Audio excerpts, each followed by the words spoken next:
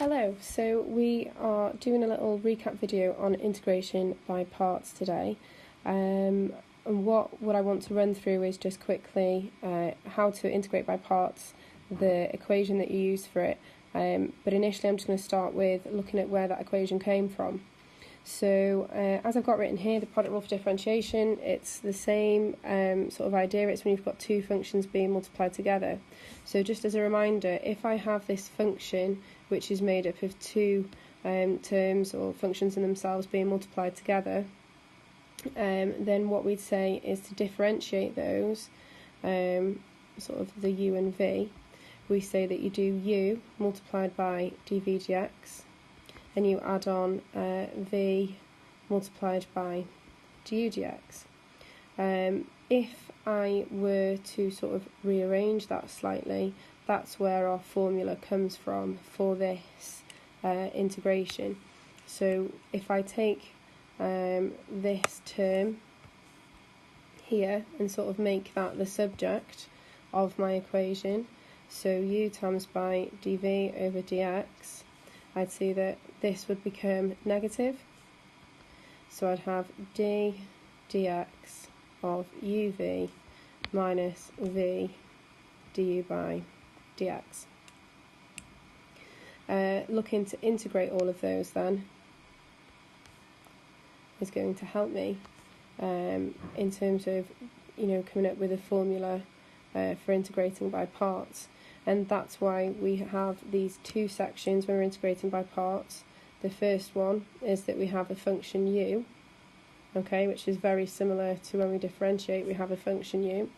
However, you can see from the way that we've rearranged it here, the second part, what we're multiplying by, we're going to call that dv, not v, as we did when we were differentiating. And this allows us to work backwards. So again, if we've got two functions being multiplied together, this is how we are going to integrate them. Okay, so here is an example of integrating by parts. I would like you to integrate x cosine x with respect to x. So this is what I mean by two functions or two terms being multiplied together. I've got a multiplication there, x multiplied by cosine x. Remember, if it was something like integration of x plus cosine of x, you can break that up into parts and integrate each part separately. So we are looking specifically at when we have got a multiply to do. There is a general sort of rule of thumb with these questions, and that rule of thumb is that when I've got something in the form of, an x cosine x, or maybe an x squared sine x, something like that, the rule is that we make this xn term equivalent to u.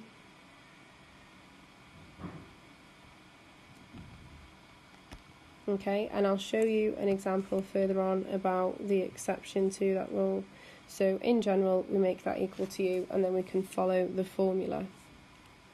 So the formula, again, just to recap, and this will be given to you in the exam, is going to be uv minus the integral of v du dx, all integrated with respect to x.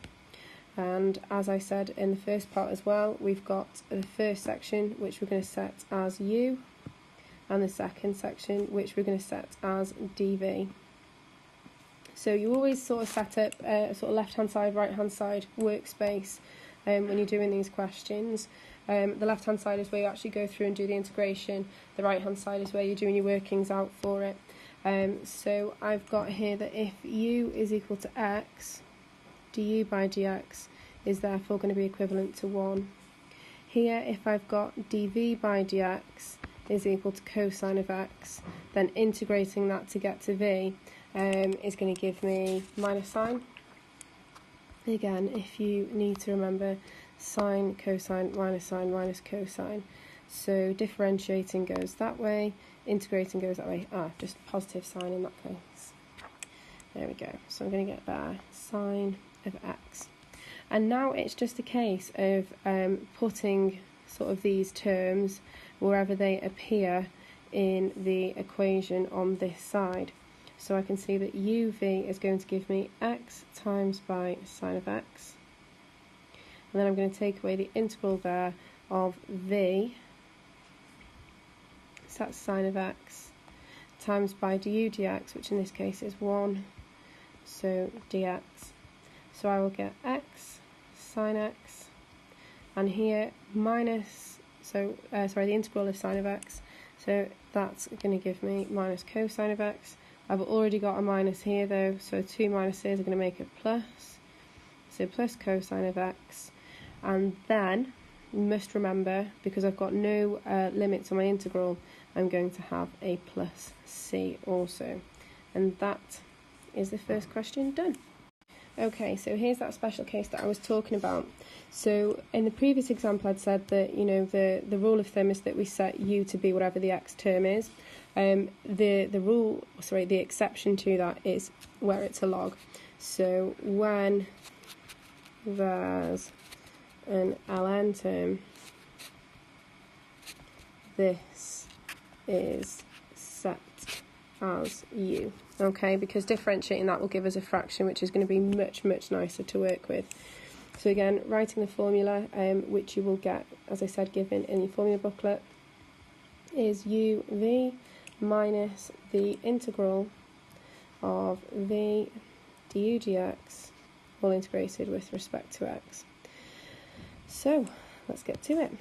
Ln I'm going to set as u, because I've just told you that on this side.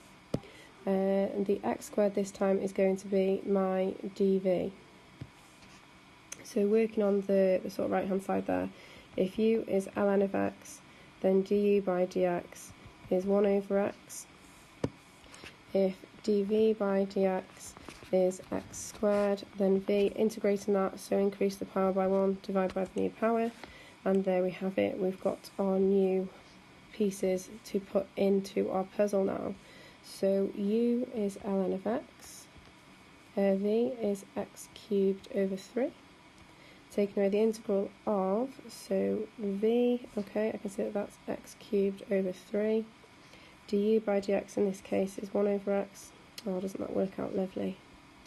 So tidying this bit up now, x cubed over 3 times by the ln of x, take away, so my powers there are going to cancel, so I've got x squared over 3, integrating that with respect to x, so we go x cubed over 3 ln of x, so again here increasing the power by 1, dividing by the new power, but I already have 3 in my denominator, so that becomes 9, and again I had no limits, so I've got to put on there a plus c, and that's it, question finished.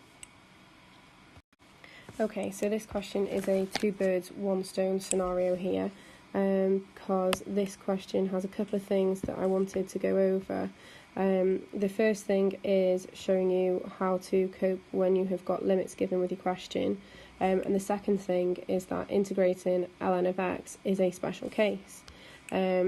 So once you've learnt this special case, that's fine, you'll be able to use it, but whenever you're integrating ln of x, you must view that as integrating 1 times by ln of x there, and that's how we are going to be able to do this. So you can learn the standard sort of result when you integrate ln of x, but this is where it comes from and how it arises.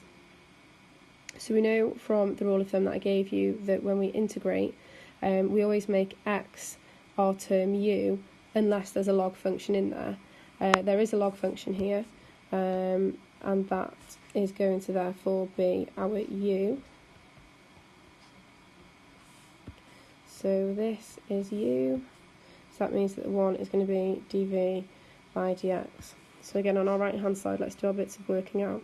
So u is ln of x, du by dx is therefore going to be 1 over x. dv by dx is equivalent to 1, so v, if I integrate, that's going to give me x, obviously integrating with respect to x, so hence it becoming x there. So if we pop in our formula then, so we know that the formula is uv minus the integral of v du dx with respect to x. So putting in the different bits. U with V go together, so I get x ln of x minus the integral of, so V with du dx there, so x times by 1 over x with respect to x, so they cancel out, so I get x ln of x, take away the integral of 1 with respect to x. Now, I've been so focused on integrating my ln of x that I have neglected my limits. If I just finish off my integral, I will show you then how we work with the limits. So I've got x ln of x minus, when I integrate 1 with respect to x, I get x. Now, this part, the uv, that should be subject to those limits, so that 2 and 1. So here, when I go to evaluate my answer, I should be doing it between the limits of 2 and 1 there. The second part here, again, this section here is also subject to the limits 2 and 1. So on my integral there, I should still be working with those limits of 2 and 1. So I'm going to pop those in now and see what comes out. I've run out a bit of space there, so we'll sort of continue up here. So I'm going to have 2 ln of 2, okay, so that's from this first part now, minus 1 ln of 1, and hopefully remember that ln of 1 is equal to 0. Take away, and then in that second part, so I've got 2 when I substitute in the 2 for x, and then subtract 1. So that becomes 2 ln of 2, this bit disappears because it becomes 0, this is equal to 1, so subtract 1, and if we're doing our laws of logs, we've got ln of 2 to the power of 2 minus 1, so that's ln of 4 minus 1. And I would leave my answer in terms of log because that's it in its most accurate form. So there we have the special case for integrating log and how to use the limits. So just remembering that the limits also apply to that first part as well as the second part. Thank you.